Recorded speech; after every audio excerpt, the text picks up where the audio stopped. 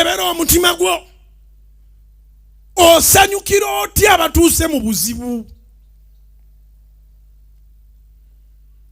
abalala mudda mu biboozibozi bya kisiru ku mizigo togenda kuva ku mizigo ng'ogeya abatafumbye emmere oli bw'aba tafumbye ofunyeemu ki okuba n'akasimu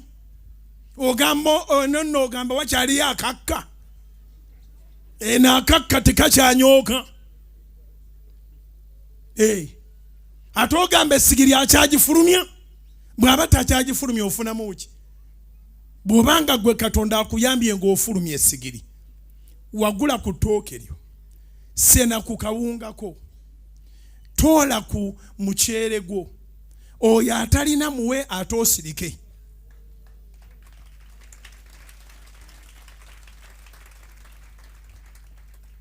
muwe ate osirike kale bw'abanga gw'owadde yayogedde